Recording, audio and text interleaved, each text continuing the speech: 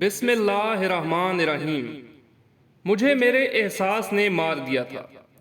یہ کیا بات ہوئی کہ زندگی کی کوئی خوشی میرے پاس نہیں تھی۔ پریشان ہو کر رہ گیا تھا۔ دولت تو بہت دور کی بات ہے، کوئی گیسو کسی آنچل کا سہارا بھی نہیں تھا۔ اس نا امیدی کی کیفیت میں اپنے ایک جاننے والے اطہر بھائی سے ملاقات ہو گئی۔ وہ ایسے آدمی تھے جن کو میں نے ہمیشہ خوش ہی دیکھا تھا۔ میں نے جب ان سے ان کی ہر دم خوشی کا راز پوچھا تو انہوں نے جواب دیا، بہت آسان، میاں ایک شعر سن لو، اسی میں راز چھپا ہوا ہے، چلیں سنا دیں۔ میں نے بے دلی سے کہا، خوشی کی جستجو در اصل غم ہے، خوشی کو چھوڑ دے غم بھی نہ ہوگا۔ انہوں نے یہ شعر سنا دیا۔ شعر واقعی بہت اچھا تھا اور ایک فرمودہ بتا دیا گیا تھا کہ اس پر عمل کر جاؤ تو سب ٹھیک ہو جائے گا۔ اطہر بھائی، شعر تو بہت اچھا ہے۔ میں نے تعریف کی۔ میاں فارمولہ بھی اچھا ہے، تم ابھی سے اس پر عمل کرو، ایک ہفتے کے بعد آ کر بتاؤ کیا ہوا۔ میں اطہر بھائی کے پاس ایک خاص کام سے گیا تھا۔ اس دن میری جیب میں کچھ بھی نہیں تھا۔ میں نے یہ سوچا تھا کہ میں اطہر صاحب سے 1000 روپے لے لوں گا، اس کے بعد وہیں سے ٹیکسی کر کے راستے سے کھانے پینے کی چیزیں لے کر گھر واپس آ جاؤں گا۔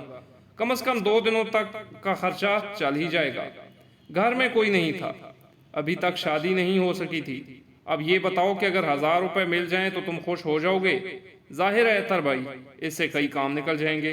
تو بس میں تمہیں پیسے نہیں دے رہا، تم کو ابھی سے اس فارمولے پر عمل کرنا ہے۔ دیکھ لینا، تم نے اس شعر کو اپنے ذہن میں اتار لیا تو پھر تمہیں کوئی غم بھی نہیں ہوگا۔ میں ان سے پیسے لیے بغیر اس شعر کی سوغات لے کر واپس آ گیا۔ گھر آ کر مجھے نفیسہ کا خیال آیا۔ میں نے نفیسہ نام کی ایک لڑکی سے محبت کی تھی، جو یہ چاہتی تھی کہ میں اس کے باپ سے جا کر ملوں۔ میں نے اسے ایک شعر بھی سنایا تھا، میری حیات کی راہوں میں پیچ و خم ہے بہت، میں خوب سوچ لے پہلے جو میرے ساتھ چلے۔ نفیسہ کے باپ سے ملاقات کو میں ابھی تک ٹال رہا تھا، لیکن اب ان سے ملنا ضروری ہو گیا تھا۔ وہ ایک اعلیٰ سرکاری آفیسر تھے، ان کے ذریعے کوئی جاب بھی ہو سکتی تھی۔ میں نے نفیسہ کو فون کر کے کہا، میرا خیال ہے کہ میں تمہارے ابو سے جا کر مل ہی لوں۔ ہاں ہاں چلے جاؤ، اس نے کہا، میں نے ابو سے بات کی ہوئی ہے، بس ان کو تمہارے آنے کا انتظار ہے، وہ تمہارا انتظار ہی کر رہے ہیں، تم ان سے جا کر مل لو۔ نفیسہ کے والد ایک اعلیٰ سرکاری عہدیدار تھے، بہت دھاک تھی ان کی۔ ان کے پاس جاتے ہوئے جھجک سی ہو رہی تھی، لیکن نفیسہ نے مجبور کر کے مجھے ان کے دفتر بھیج دیا۔ اس نے اپنے ابو سے میرے بارے میں بات کر لی تھی۔ میں دوسرے دن بہترین ڈریسنگ کر کے ان کے پاس پہنچ گیا۔ وہ اپنی پوری شان کے ساتھ اپنے کمرے میں ہی تھے۔ آؤ صاحبزادے، آؤ، نفیسہ نے مجھے تمہارے بارے میں بتا دیا تھا۔ جی جناب۔ میں اس سے زیادہ کیا کہہ سکتا تھا؟ بیٹھ جاؤ، انہوں نے سامنے والی کرسی کی طرف اشارہ کیا۔ میں مؤدب ہو کر سامنے بیٹھ گیا۔ زندگی میں پہلی بار ایسا انٹرویو دے رہا تھا۔ تم خدا نخواستہ میری بیٹی سے عشق تو نہیں کرنے لگے ہو؟ انہوں نے ایک ایسا سوال کیا کہ میں چکرا کر رہ گیا۔ میرا خیال ہے کہ کسی بھی باپ نے براہ راست ایسا سوال ہونے والے داماد سے بھی نہیں کیا ہوگا۔ شرمانے کی ضرورت نہیں ہے، ہاں یا نا میں جواب دو۔ عشق کیا جناب، بس نفیسہ مجھے پسند ہے، میں اسے ہر حال میں خوش رکھوں گا۔ میرا خیال ہے کہ ابھی ہماری گفتگو اتنی آگے نہیں بڑھی کہ تم خوش رکھنے یا نہ رکھنے کی بات کرو۔ انہوں نے کہا۔ میں ایک بار پھر چکرا کر رہ گیا۔ عجیب بے دڑک انسان تھے۔ کام کیا کرتے ہو؟ انہوں نے پوچھا۔ جاب کی تلاش میں ہوں جناب، میں نے کہا۔ مجھے امید ہے کہ بہت جلد کوئی ملازمت مل ہی جائے گی۔ اور اس وقت تک اپنی بیوی کو بھوکا رکھو گے؟ نہیں جناب، سوال ہی نہیں پیدا ہوتا، جو خود کھاؤں گا اس کو بھی کھلاؤں گا۔ جب تمہارے پاس خود کھانے کو نہیں ہے تو اس کو کہاں سے کھلاؤ گے؟ اس کی فکر نہ کریں، شادی کے بعد نفیسہ میرا مسئلہ ہوگی، لیکن شادی سے پہلے تک تو میرا مسئلہ ہے نا۔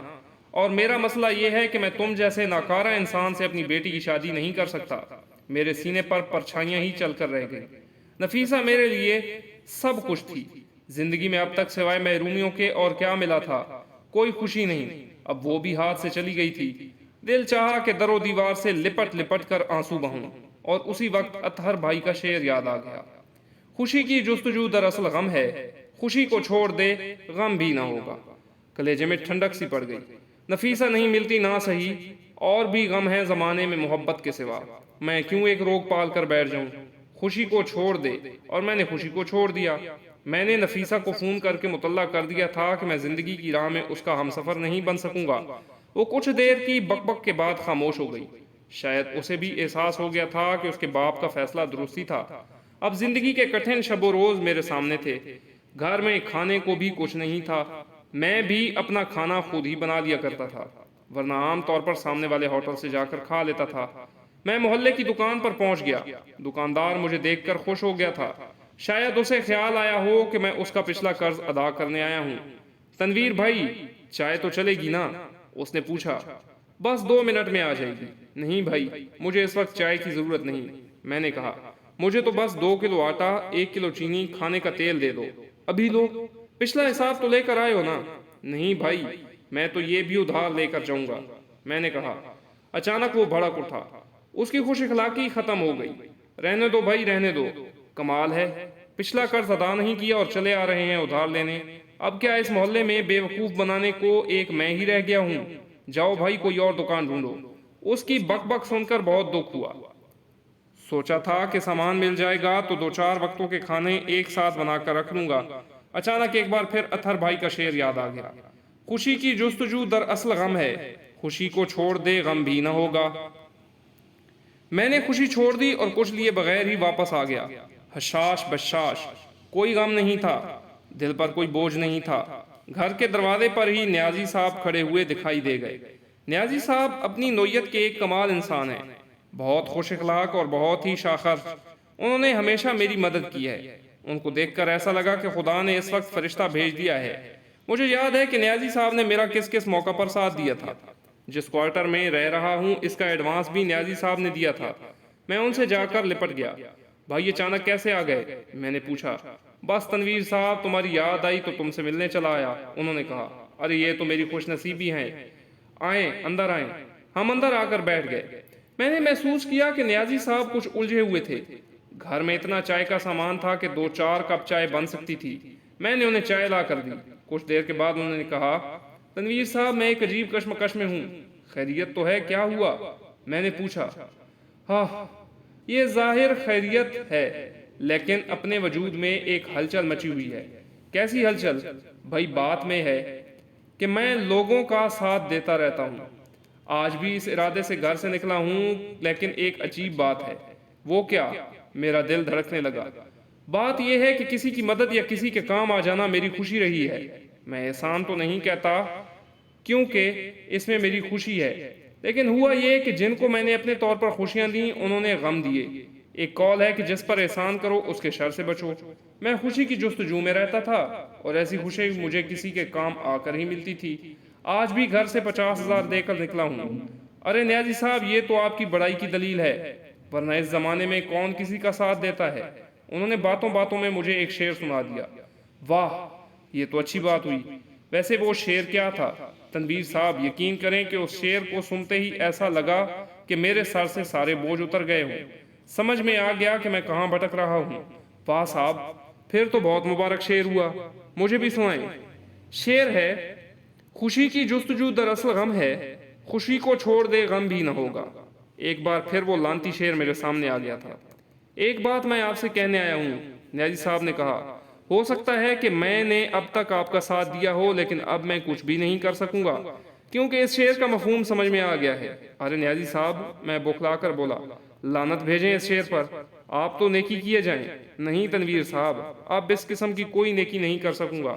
اس انقلابی شعر نے میری سوچ بدل دی ہے۔ میں یہی کہنے حاضر ہوا تھا۔ دل چاہا کہ یا تو اپنا گلا گھونٹ لوں یا اس شاعر کو زہر دے دوں جس نے بھی یہ شعر کہا ہوگا۔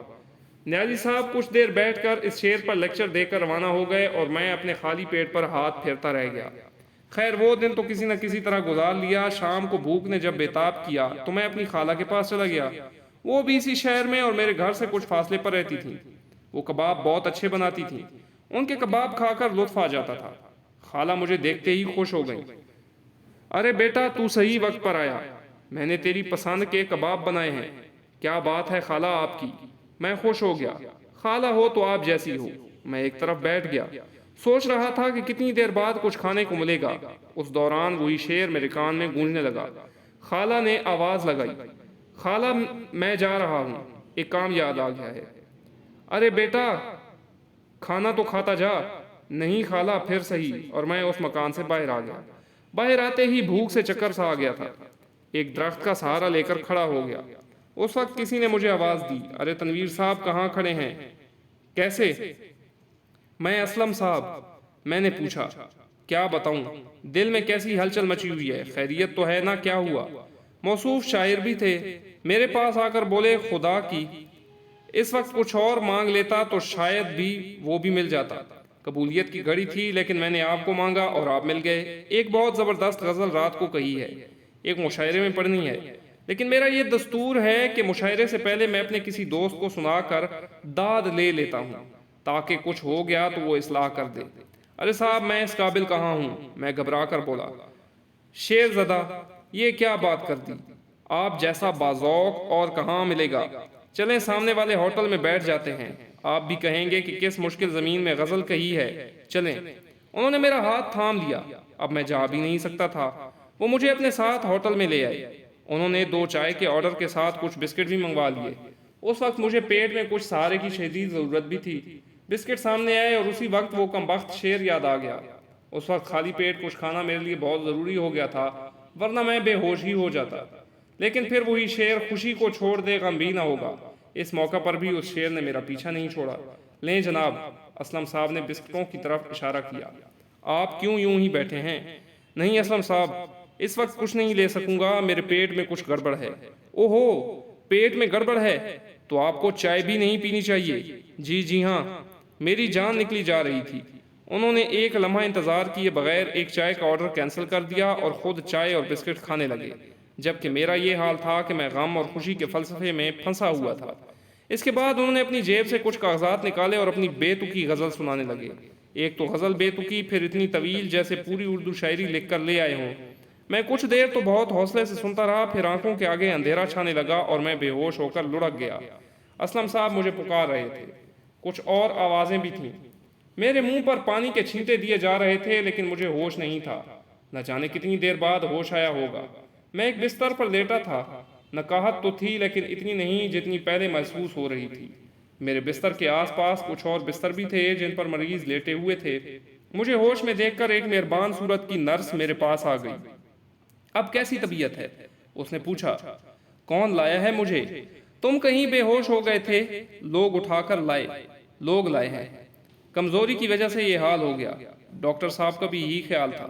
تم اب ٹھیک ہو تو جا سکتے ہو، لیکن کس کم بخت کا دل تھا کہ وہاں سے جائے؟ اس لیے وہیں پڑا سوچتا رہا کہ اس طرح کیسے گزر بسر ہوگی۔ اچھا تھا کہ گاؤں میں ہی رہتا، ابا کی بات مان لیتا اور آنسا سے شادی کر لیتا۔ کیا ہوا جو وہ میٹرک پاس تھی، ابھی بھی کچھ نہ بگڑا تھا۔ اس لیے ہسپتال سے نکل کر سیدھا 5 سال بعد گھر پہنچا اور ابا کے قدموں میں سر رکھ دیا۔ جو جوان بیٹے کو سینے سے لگانے میں دیر بھی انہوں نے نہیں کی۔ ابھی تو کھڑی ٹیکسی کا کرایہ بھی ادا کرنا تھا اور امی کے ہاتھ کا بنا کھانا میز پر منتظر تھا۔